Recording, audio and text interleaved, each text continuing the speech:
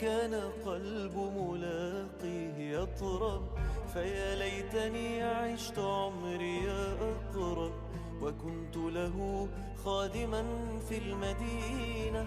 هنا قام ليلا وصام وصلى، هنا العز والجود كل تجلى، وما رد ضيف بداره حلا.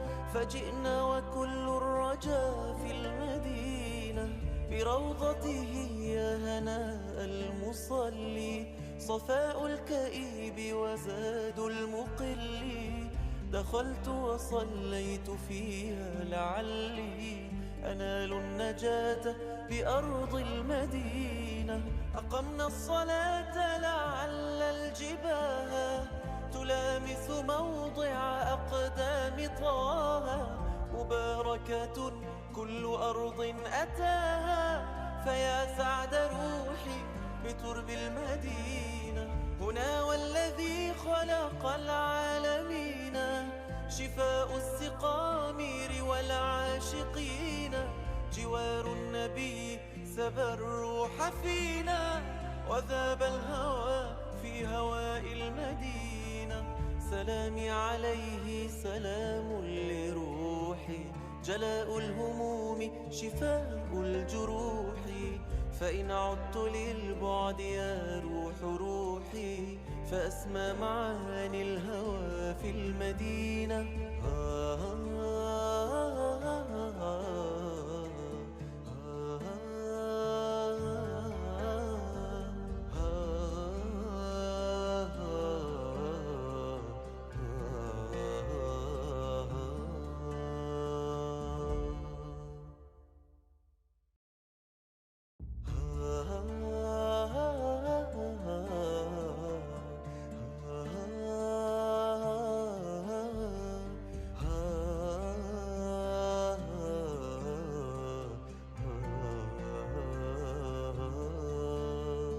على النبض قالوا وصلنا المدينة، فهاجت مشاعر قلبي الدفينة. حبيبي محمد من عشت أرجو لقاه، هنا منه نور المدينة. هنا كان يأكل حبي ويشرب، هنا كان قلب ملاقيه يطرب، فيا ليتني عشت عمري أقرب، وكنت له خادما في المدينة. هنا قام ليلا وصام وصلى، هنا العز والجود كل تجلى، وما رد ضيف بداره حلا. فجئنا وكل الرجا في المدينة، بروضته يا هناء المصلي، صفاء الكئيب وزاد المقل. دخلت وصليت فيها لعلي أنال النجاة بأرض المدينة. أقمنا الصلاة لعل الجباه تلامس موضع أقدام طه، مباركة كل أرض أتاها، فيا سعد روحي بترب المدينة. هنا والذي خلق العالمين، شفاء السقامير والعاشقين، جوار النبي سبى الروح فينا، وذاب الهوى في هواء المدينة. سلامي عليه سلام لروحي، جلاء الهموم شفاء الجروح، فإن عدت للبعد يا روح روحي، فأسمى معاني الهوى في المدينة.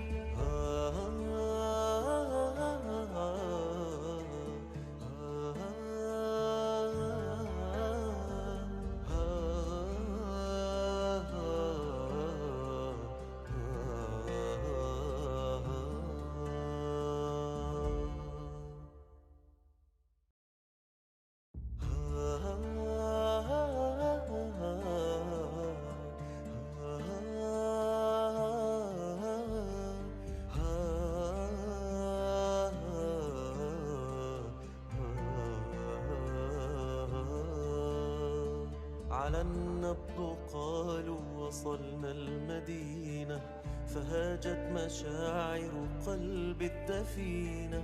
حبيبي محمد من عشت أرجو لقاه هنا، منه نور المدينة. هنا كان يأكل حبي ويشرب، هنا كان قلب ملاقيه يطرب. فيا ليتني عشت عمري أقرب، وكنت له خادما في المدينة. هنا قام ليلا وصام وصلى، هنا العز والجود كل تجلى. وما رد ضيف بداره حلا، فجئنا وكل الرجا في المدينة. بروضته يا هناء المصلي، صفاء الكئيب وزاد المقل. دخلت وصليت فيها لعلي أنال النجاة بأرض المدينة. أقمنا الصلاة لعل الجباه تلامس موضع أقدام طه. مباركة كل أرض أتاها، فيا سعد روحي بترب المدينة. هنا والذي خلق العالمين، شفاء السقامير والعاشقين. جوار النبي سبى الروح فينا، وذاب الهوى في هواء المدينة.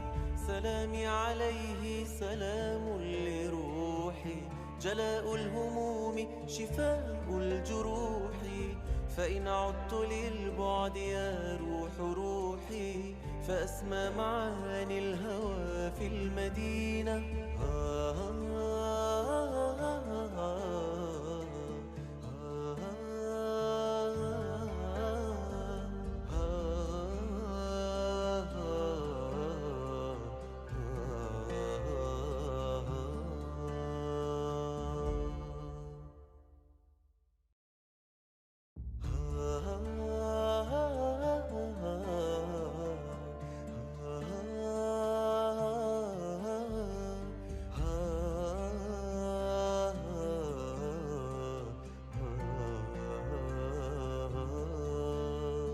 على النبض قالوا وصلنا المدينة، فهاجت مشاعر قلبي الدفينة.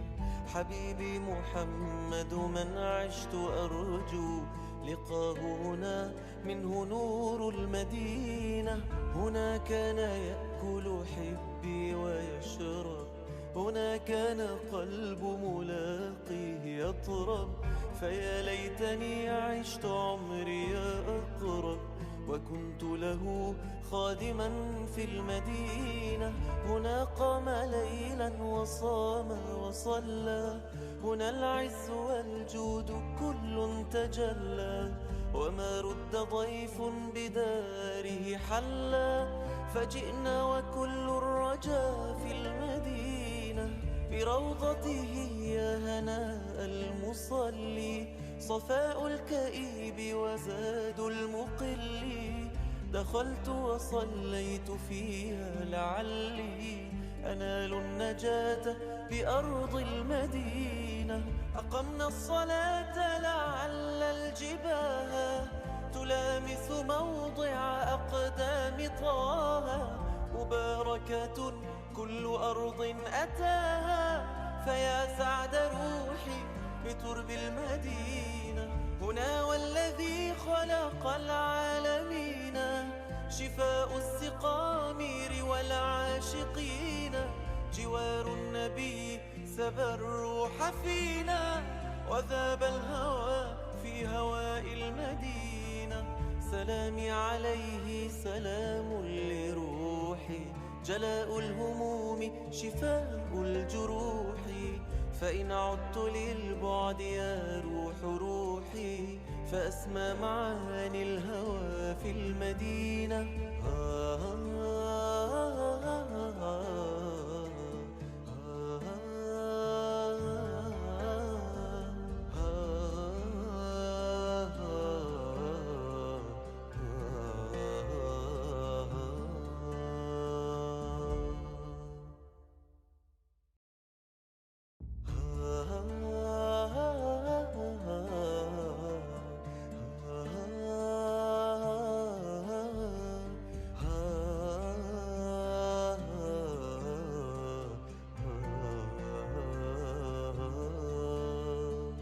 على النبض قالوا وصلنا المدينة، فهاجت مشاعر قلبي الدفينة. حبيبي محمد من عشت أرجو لقاه هنا، منه نور المدينة. هنا كان يأكل حبي ويشرب، هنا كان قلب ملاقيه يطرب. فيا ليتني عشت عمري أقرب، وكنت له خادما في المدينة. هنا قام ليلا وصام وصلى، هنا العز والجود كل تجلى. وما رد ضيف بداره حلا، فجئنا وكل الرجا في المدينة. بروضته يا هناء المصلي، صفاء الكئيب وزاد المقل. دخلت وصليت فيها لعلي أنال النجاة بأرض المدينة. أقمنا الصلاة لعل الجباه تلامس موضع أقدام طه. مباركة كل أرض أتاها، فيا سعد روحي بترب المدينة. هنا والذي خلق العالمين، شفاء السقامير والعاشقين. جوار النبي سبى الروح فينا، وذاب الهوى في هواء المدينة. سلامي عليه سلام لروحي، جلاء الهموم شفاء الجروح. فإن عدت للبعد يا روح روحي، فأسمى معاني الهوى في المدينة.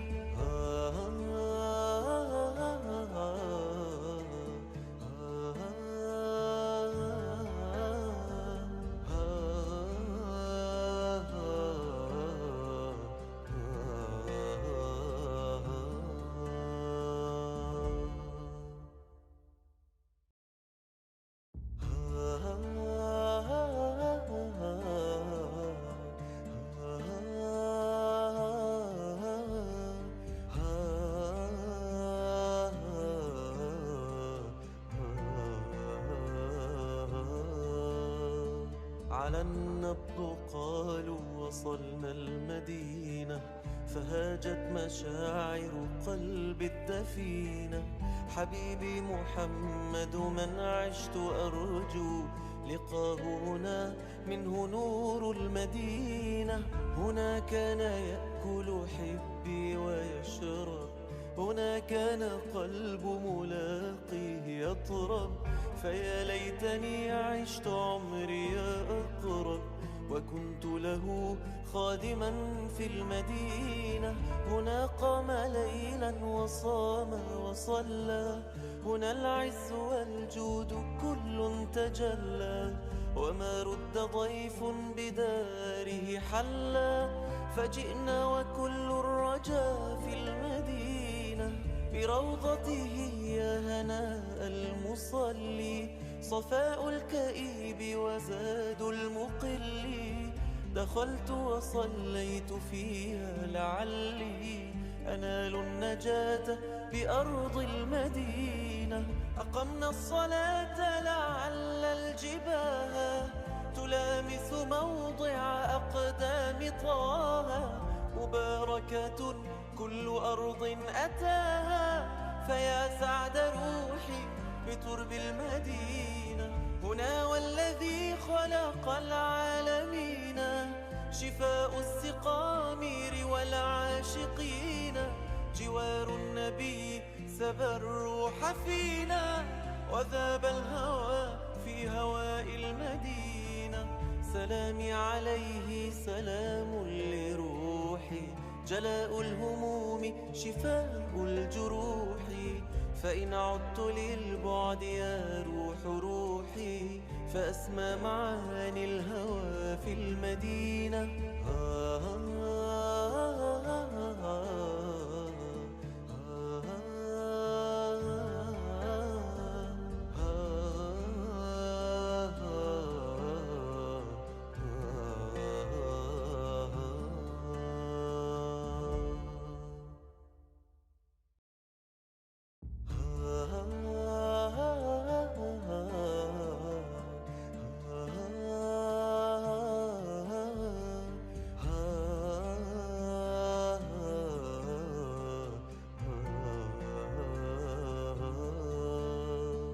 على النبض قالوا وصلنا المدينة فهاجت مشاعر.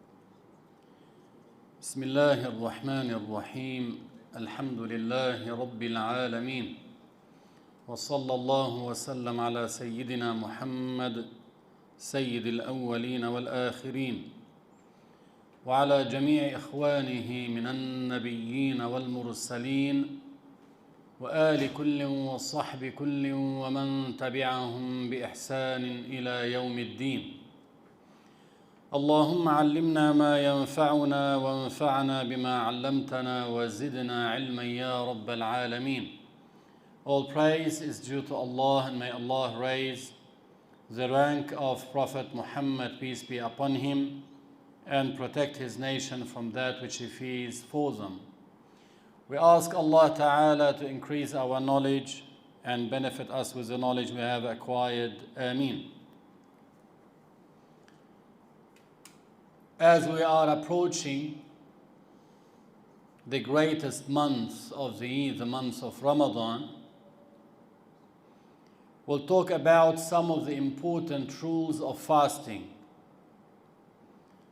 So one will be equipped with the necessary knowledge regarding fasting and some other details as well.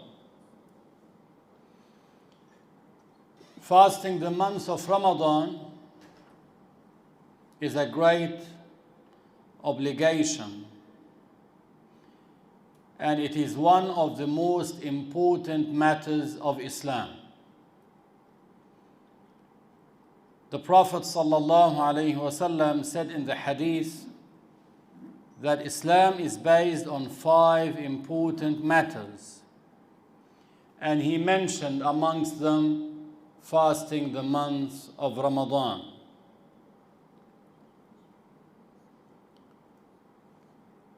Fasting the month of Ramadan is an obligation upon the Muslim who is sane and pubescent and able to fast.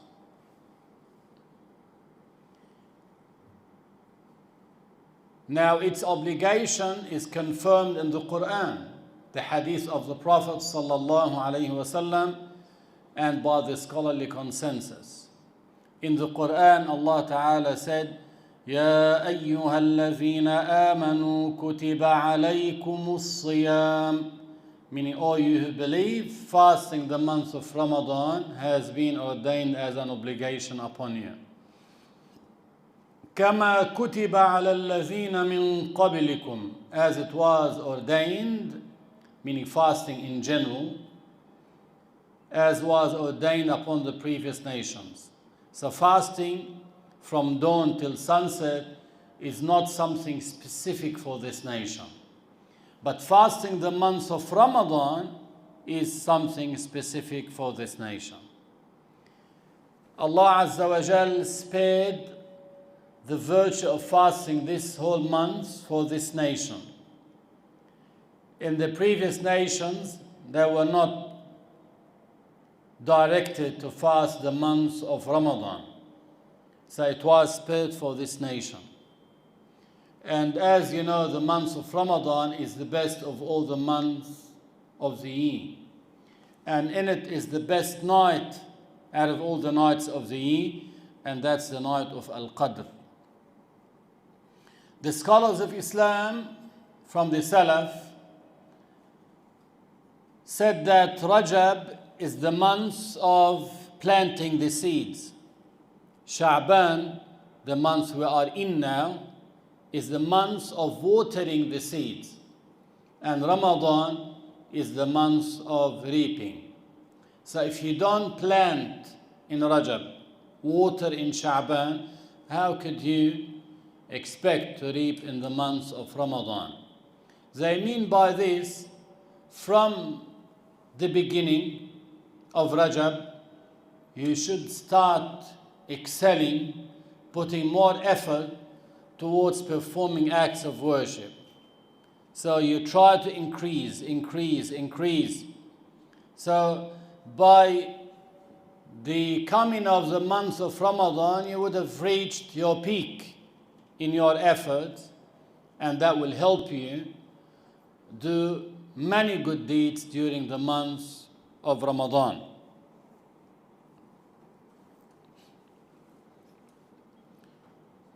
The obligation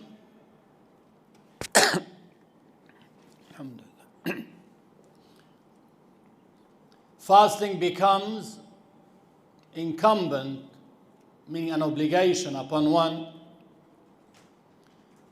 upon the occurrence of one of two things. Either the completion of the month of Sha'ban, 30 days, that's when they don't see the crescent of the new moon, the crescent of Ramadan. And the second is when a trustworthy Muslim whose trustworthiness is apparent, meaning it's not known from such a person to be someone who commits major sins. They haven't seen from him major sins.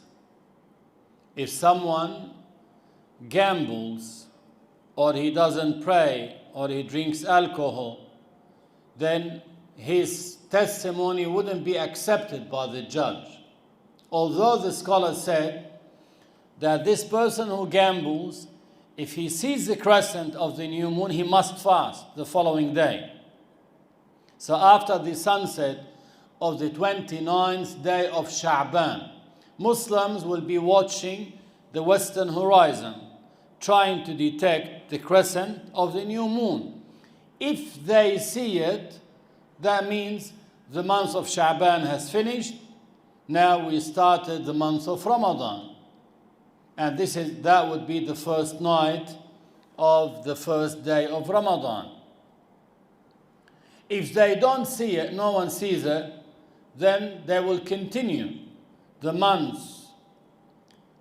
of Sha'ban, 30 days, and the day after will be the first day of Ramadan. Now, in order for the judge to announce it to the public that tomorrow is the first day of Ramadan and you must fast, he needs to rely on the testimony of an upright Muslim. When we talk about an upright Muslim, we're talking about the Muslim male who is free and who avoids committing major sins and avoids committing minor sins excessively to the extent that his bad deeds would overweigh his good deeds. So sometimes he might not be committing major sins as the ones mentioned, like gambling, not praying, drinking alcohol, and the like, but he might be committing minor sins frequently, excessively, and by doing so, he reached a status where the sum of his good deeds would have become less than his bad deeds. So his bad deeds overweighed his good deeds, are more than his good deeds. Also, such a person, his testimony won't be accepted by the judge. Also, they said that another condition is required, that this person abides by the manners of the people of his class, the ethics and manners of the people of his class. Sometimes a person may do something that is not forbidden, it's not haram, but is inappropriate. People of his class wouldn't do such behaviors, manners. They wouldn't act in such a way. The scholars gave examples like the one who flies pigeons. See the one that flies pigeons on the roof? He would have a cage for them. He would let them go, fly. Then after that they come back. The one who flies pigeons, his testimony won't be accepted by the judge. Because in most cases, such people would not be very cautious to see and check if they have a pigeon, a foreign one, that is not theirs. Could be for someone else. It comes with his pigeons to the cage, and rarely you find someone who would take that strange pigeon and go and ask who owns that pigeon. It came by mistake to my cage. Usually they will be negligent regarding this. So they may overlook checking and the like. So that's why they said such a thing is inappropriate. It shows that this person, how can I trust him? And he may have something that doesn't belong to him, and he wouldn't go and check and ask to whom that pigeon belongs to. This does not mean that if you have pigeons in your house in a cage, but you don't fly him, that your testimony is not accepted. No. You can have him in a cage and you sit next to him, but you don't fly him. So in that case, your testimony will still be accepted. Also, some people may narrate jokes, even if they are permissible, meaning he's not lying when he's telling these jokes. Some people, they lie when they mention jokes, but some people like to throw jokes frequently to make people laugh. To do this excessively, also, that will make one's testimony not accepted by the judge. Also, the scholars said the one who plays chess excessively. Playing chess is not haram because it relies on one's smartness. So it's not haram, it's not forbidden, but it's disliked. Now, to spend excessive time in playing chess will render one's testimony not being accepted by the judge. Although it's not haram, I mentioned. It's like the one who throws jokes without lying to make people laugh. He does that excessively. Also, his testimony won't be accepted. So if someone who is upright Muslim testifies before the judge that he has seen the crescent of Ramadan by saying, Ashhad anni ra'aytu hilal Ramadan, meaning I testify that I have seen the crescent of Ramadan. He needs to testify in such a way. Then the judge will confirm fasting for himself, for that person, and for the public. Abdullah ibn Umar, the great companion, once saw the crescent of Ramadan. He went to the Prophet and he testified before him that he saw the crescent of Ramadan. The Prophet ﷺ fasted and he ordered people to fast because Abdullah ibn Umar is an upright Muslim. If someone who is not upright, he's not pious, he's not upright, he might be gambling as we mentioned, or he doesn't pray. If he sees the crescent of Ramadan, he must fast. Although if he goes to the judge and tells him that he had seen the crescent of Ramadan, the judge won't take by his testimony. But that person, because he saw it himself, then he must fast. That's for himself. So even if he were to go to the judge and tell him, the judge won't take by his observation because he's not trustworthy. He's not upright.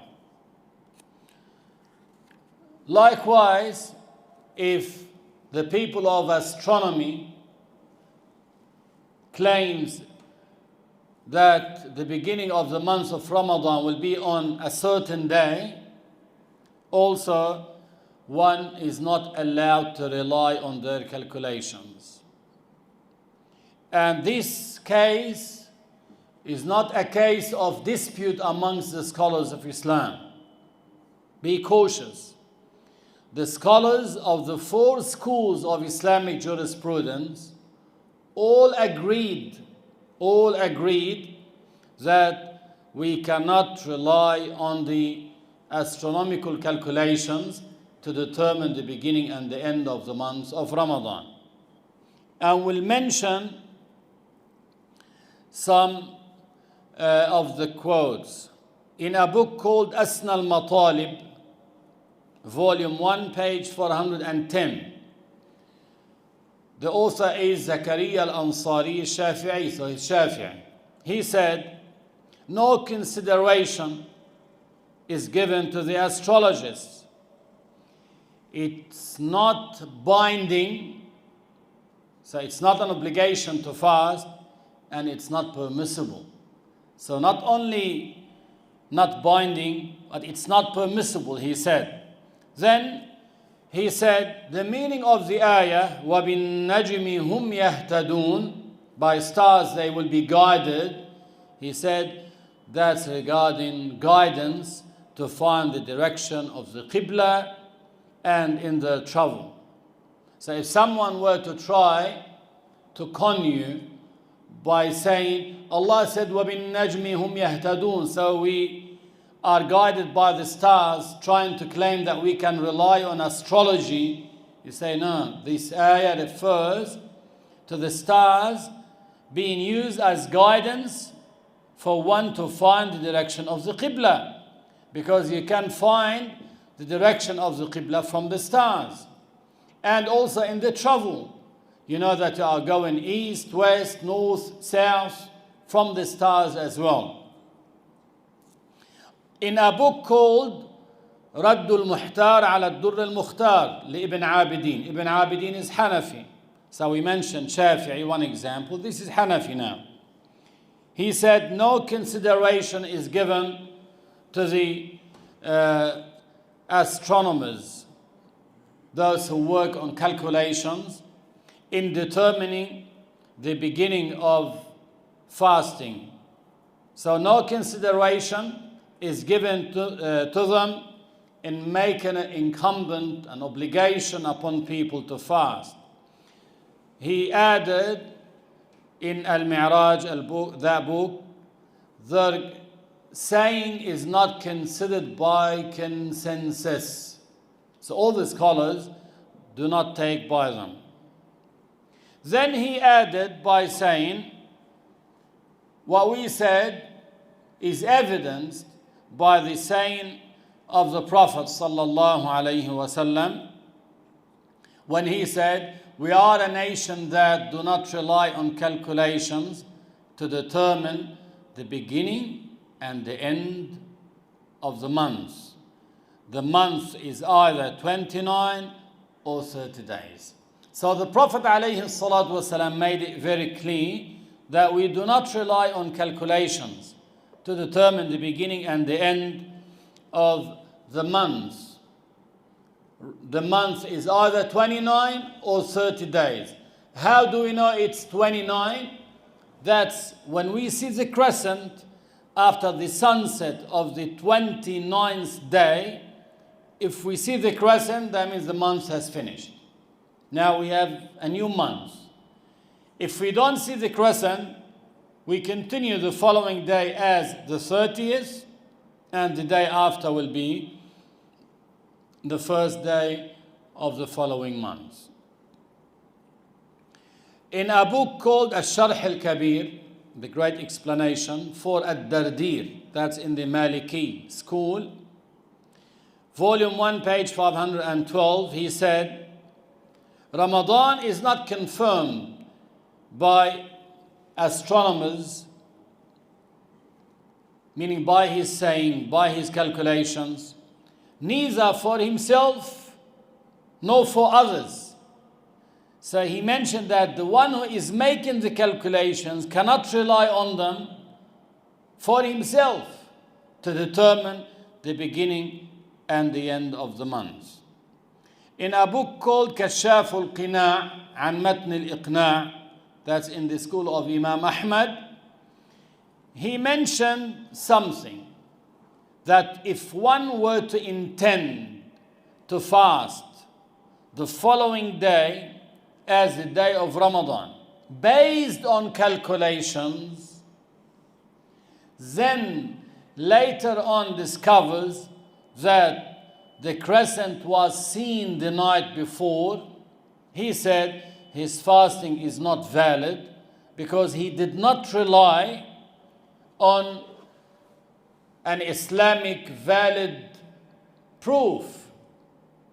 So let us say, for instance, for this year, already some of the astronomers made their calculations, and some are expecting Ramadan to start on Wednesday, the 18th. Others are expecting it to start on Thursday. So based on their calculations, and we'll explain why. Because the astronomer, the one who makes the calculations, he studies the phases of the moon. Based on his calculations, he would know that the moon will disappear on that day, then it will come back to appear in the western horizon starting from that night. But he will also say that is subject to the clarity of the weather. So he wouldn't know if it will be seen or not. He would say it could be seen, but he doesn't know if that's 100%. Why? Because that depends on the clarity of the weather.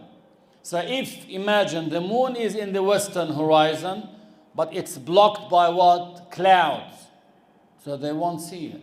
But it's there. This does not determine the beginning of the month. So the beginning of the month is not determined by the birth of the new moon, nor by the moon being present in the horizon. Rather, the Prophet sallallahu alayhi wasallam made it very clear that do not fast until you see the crescent. He didn't say until you know the crescent is there, or until you have some news from the astronomers. No. He said do not fast until you see the crescent. And do not end your fast until you see the crescent. So this is the way the month starts, by seeing the crescent, not by the birth of the new moon, because the new moon might be born during the day. So even the astronomers, based on their calculations, they say the birth of the new moon will be on this day at 10 o'clock in the morning. This does not determine the beginning of the month. So the month wouldn't start from the middle of the day. It could be born in the afternoon, could be born at night, at any time. That's the birth of the moon. And this does not determine the beginning of the new month. So the Prophet ﷺ made it very clear that the month starts after seeing the crescent. So that's the only way. So the astronomers, based on their calculations, may give you the information about what? The birth of the new moon, the birth. But they don't know if the crescent will be seen after sunset or not, because that depends on the clarity of the weather. So by consensus, according to the scholars of the four schools of Islamic jurisprudence, we cannot rely on the calculations of the astronomers. throughout history, from the time of the Prophet sallallahu alaihi wasallam, it never happened that the Prophet or any of the companions or the caliphs or those who came after them in the Umayyad Caliphate or Abbasid Caliphate or those after them, never happened at any time that the ruler of Muslims ever announced the beginning of the month of Ramadan based on what? The calculations of the astronomers. So if someone were to try to say to you that now they are advanced in technology, so this does not change the fact that we cannot rely on them.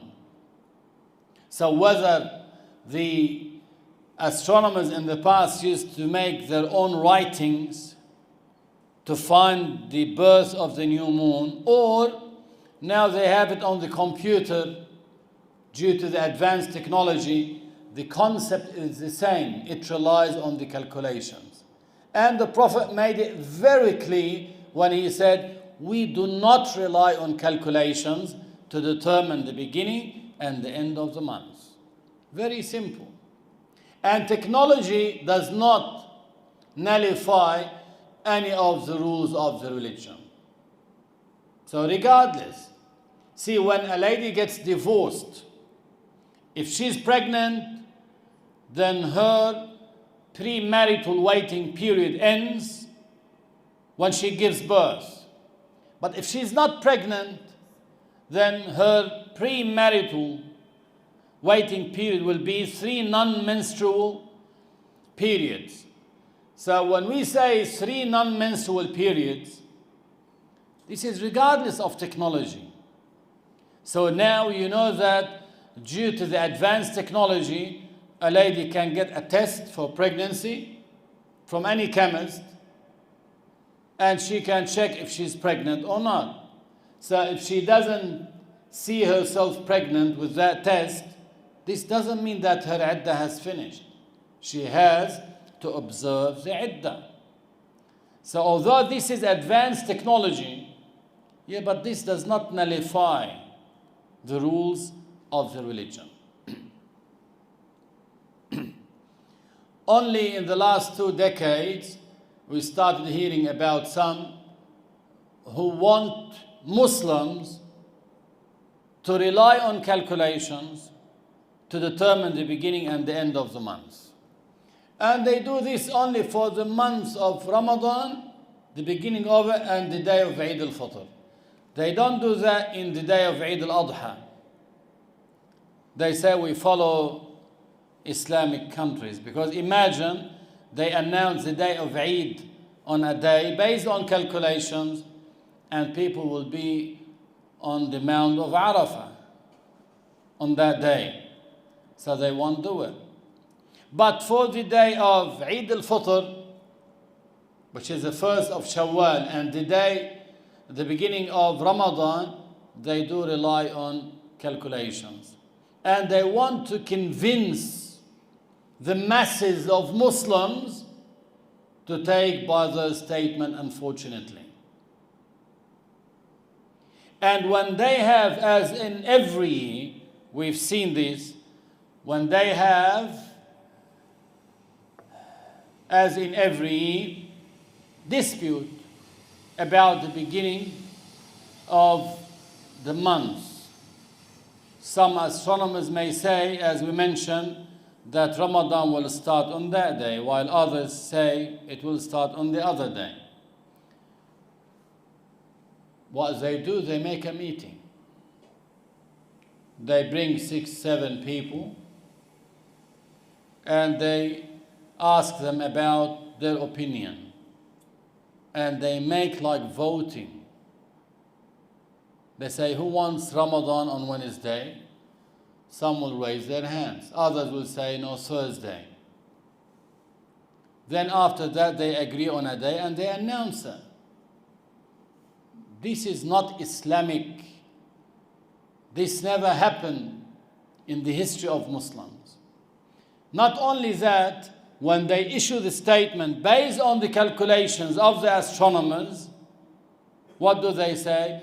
They say to people, yeah, we do respect those who follow moon sighting, as if they want to make people think that you can either follow moon sighting way or the methodology of the calculations of the astronomers. But that's not the case.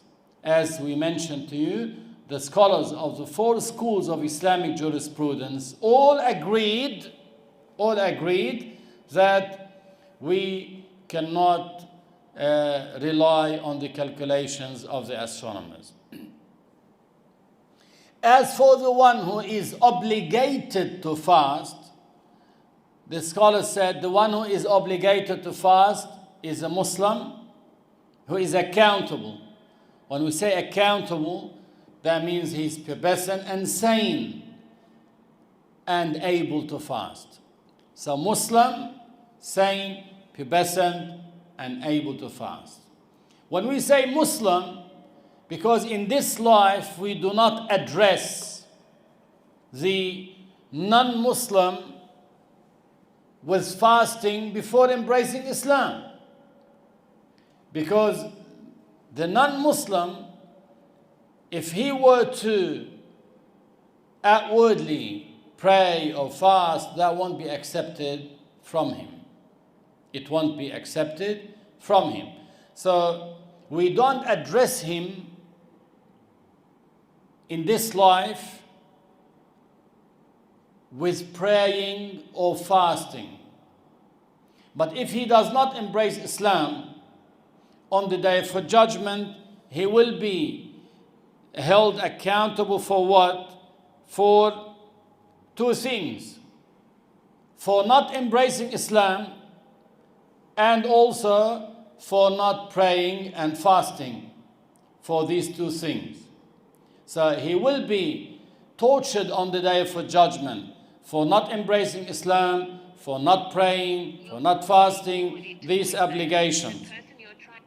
So he will be addressed with these things on the day of judgment by being punished for neglecting these obligations. Because had he embraced Islam in this life, he would have been able to pray and fast. Also, we talk about the child. The child is not accountable, so he's not obligated to fast. But it is the obligation of his guardian to order him to fast upon the completion of 7 lunar years if he can endure fasting, if he can tolerate it. If he can tolerate fasting, he can endure fasting, then what do we say? The guardian is obligated to order him to fast. That's upon the completion of 7 lunar years. If his body cannot tolerate it, then he wouldn't order him to fast. But if he can tolerate it, he would let him fast. So even if he were to say, I'm hungry, I'm thirsty, that's normal, that's expected. So he wouldn't let him break his fast for such reasons. But if he sees him unable to continue, he would tell him to break his fast.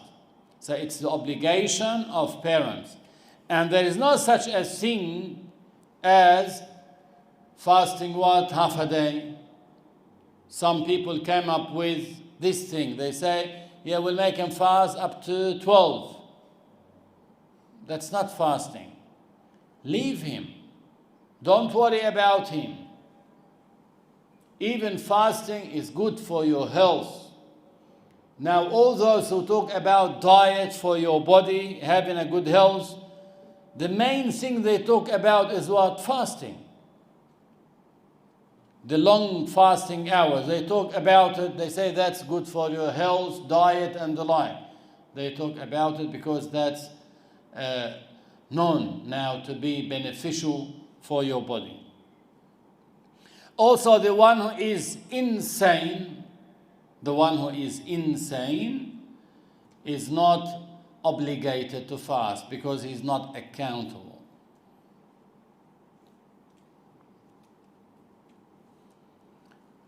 And the one who is able. When we say the one who is able, we talk about two types of abilities. The first is the physical ability to fast, and the second is the Islamic ability. When we talk about Islamic ability, we mean by it, Islamically they are allowed to fast. And here we are referring to two types of women, the menstruating woman and the lady in her postpartum bleeding period. These two women, although physically may tolerate fasting, but they are not allowed Islamically. Meaning the Islamic law does not allow them to do what? To fast. The Islamic law does not allow them to fast. So Islamically they are unable to fast. That's one thing. And even if they were to fast, the fast is invalid. The fast is invalid. See, if a lady was fasting during the month of Ramadan, and just before sunset, she had her period by half an hour or 10 minutes, the fasting of that day has been invalidated. This does not mean she has to eat or drink. No, she can choose not to eat and drink, especially if she's invited at someone else's house. She doesn't want to show that she had her period, so she didn't eat or drink. That's fine, but not with the intention of fasting, because now she has known that her fast has been invalidated. So although she fasted all these hours, but because she had her period just before sunset, fasting for that day has been invalidated. Now, when we talk about the physical ability, here we are excluding what? We are excluding two cases: the sickness, whether it is permanent sickness or temporary sickness. When someone is temporarily sick, but he's unable to fast during that day, he is allowed to break his fast, but he has to make it up, as Allah mentioned in the Quran. فَمَنْ كَانَ مِنْكُمْ مَرِيضًا أَوْ عَلَى سَفَرٍ فَعِدَّةٌ مِّنْ أَيَّامٍ أُخَرٍ. The one who is sick or traveling are allowed not to fast, but they have to make up these days. So if someone is temporarily sick, meaning for that day he got sick and he couldn't continue fasting. Let us say he fainted, he started vomiting severely, and he was very weak, so he couldn't continue that day fasting. He is allowed in that case not to fast. So he can break his fast, but he has to make it up. Now, if someone's sickness is more likely to be permanent, like the one who had a stroke and he became paralyzed, most likely he won't be cured from that sickness. So he cannot fast now and he cannot fast later. So what happens in that case? we say this person is not obligated to fast. In the school of Imam Al-Shafie radiallahu anhu, he is asked to pay the expiation for every day. And the expiation is average sized hands cupped together, filled with the most common staple food of that region. If it's wheat, rice, whatever it is. So they can give to a poor person for every day they're not fasting, an average size hands cupped together, filled with the most common staple food of that region. Let us say in Indonesia, the most common staple food is rice. In many countries now, wheat is the most common staple food. But let us say someone was in Indonesia and he has a sickness that he doesn't hope to be recovered from. What happens? He pays an expiation for every day. He would pay that expiation. A handful, average sized, of the most common staple food of that region. So let us say approximately half a kilo of rice, for instance. Every day he would give a poor person that amount. That will be a substitute for him not being able to fast. Also, the one who is old in age, in 90s, his body cannot tolerate fasting, so he's not expected to fast now, and he's not expected to be able to fast in the future. Such a person as well will be asked to pay an expiation. The one who is traveling, a traveling distance that allows one to shorten the 4-cycle prayer to 2, is allowed as well not to fast, even if he doesn't find a hardship in his travel. The scholars prescribe that distance as being 2-day walking, about 80 plus kilometers. So if someone is traveling that distance, has the facility not to fast while traveling. When we say while traveling, they mean by it that he needs to be in a state of a traveler before dawn. And when he will be identified as a traveler, the scholar said when he leaves the boundaries of his hometown. That's when he becomes what? A traveler. So if by dawn he was outside the boundaries of his hometown, then for that day he is allowed not to fast.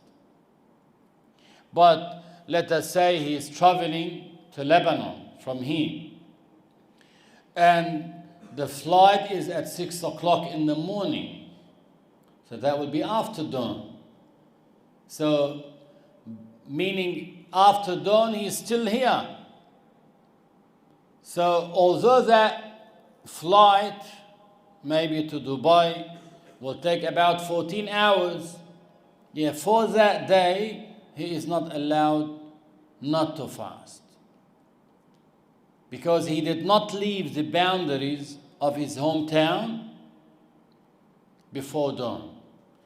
But if while traveling he became sick, unable to continue fasting, he can take by the other facility, meaning being sick and unable to fast.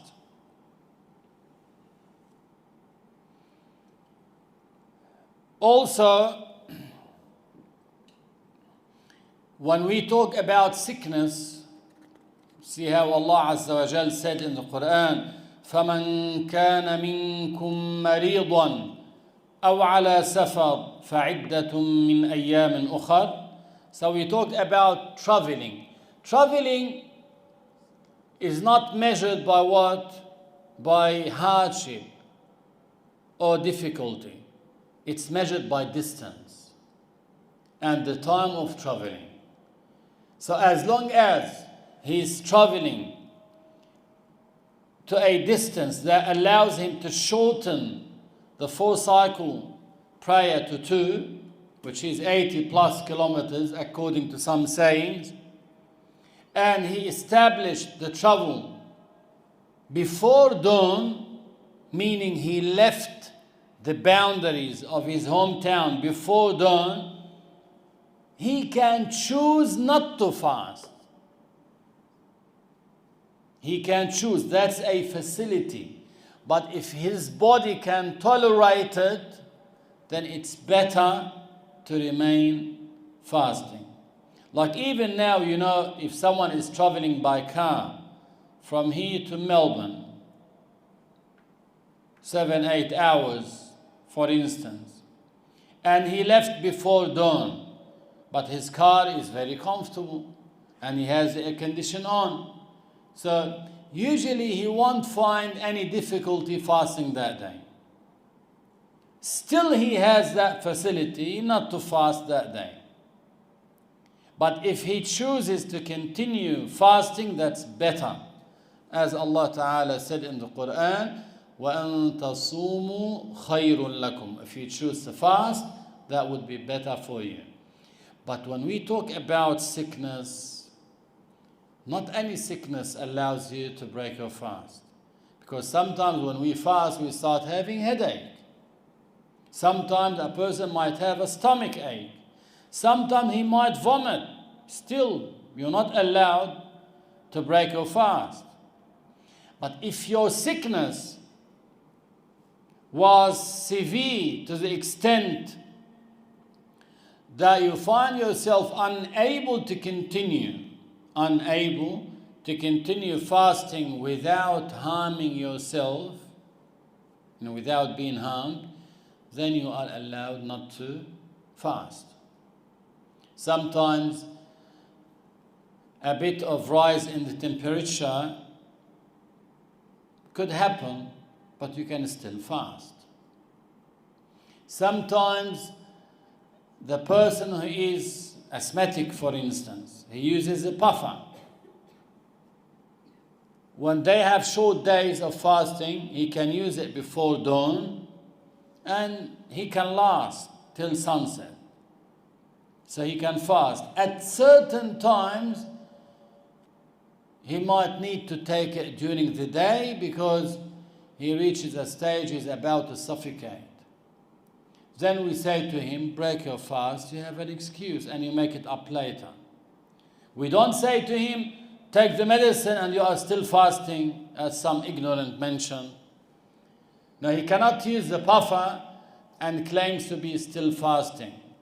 Because the puffer, what does it contain? Compressed medicine. There is compressed medicine in it. So when you press, you can see the pressure and the medicine will go inside. That's why you feel with a bit of relief. So because the medicine is going inside, and after a while what happens? It's empty, it becomes empty. No more medicine in it. So you buy another one. So where did that medicine go? It was inhaled into your lungs. So you inhaled them. So they went inside your body cavity through an open inlet, and that invalidates your fast. Similar with smoking a cigarette. Why it invalidates one's fast? Because small particles will separate from it and will be inhaled inside. That invalidates your fast. Same with this puffer. These small particles of medicine will be inhaled inside, and that invalidates one's fast. The last case I would like to talk about in our lesson is about the pregnant lady and the breastfeeding lady. These two types of women are allowed not to fast, provided that they fee harm on themselves or sometimes on the baby. On themselves, because sometimes a lady, when she's pregnant, she might, because not all of them are the same, she might be very weak. So if she fasts, she might collapse and something like that may happen. So she faces a hardship, a severe one. She cannot tolerate fasting. She's allowed not to fast. Same with the breastfeeding woman. She might feel dizzy, feel to the faint and the like, so she's unable to fast. So she is allowed not to fast. If she can fast physically, but she's worried about her child, she fears, because she's pregnant, that by fasting the child in her womb won't get the required nutritions. She is allowed not to fast. Same is if she's breastfeeding and she's worried that she won't have enough milk if she were to fast for the child, then she is allowed not to fast in that case. She is allowed not to fast in that case. But regarding the expiation, according to Imam El-Shafie radiallahu anhu, if she feeds for herself, and that's why she chooses not to fast, or she feeds for herself and the baby, then she doesn't pay the expiation. But if her fee is merely for the baby, and that's why she chooses not to fast, then in that case, she is required to pay an expiation according to Imam Al-Shafii. And the expiation is, as we mentioned, for each day, average size hands cup together, filled with the most common staple food of that region. And it is paid, according to Imam Al-Shafii, either at night for the following day, or during the day she is not fasting. So you don't pay it ahead of Ramadan as some people do. They may send the money before Ramadan and they give them to a poor person and they say, yes, we paid it. No, you don't pay it before. You may die before Ramadan. It's not due yet. And also you do not delay paying it unless you have a reason. Sometimes you may have a relative, you expect one of your relatives, they call him arham, blood related, who is poor, and you want to give the expiation to him because he's more deserving of it than others who are strangers to you. They're not blood related. So you may delay it when you have a reason. But for no reason you don't delay. You pay it day by day. Either at night, as we mentioned, the night preceding the day you're not fasting in it, or during the day you're not fasting. By this we conclude talking about who must fast and the reasons for one not to fast, excuses and the like. And inshallah we'll talk about the integrals of fasting in our next lesson. And Allah subhanahu wa ta'ala knows best. We say La ilaha illallah and make salah on the Prophet sallallahu alayhi wa sallam.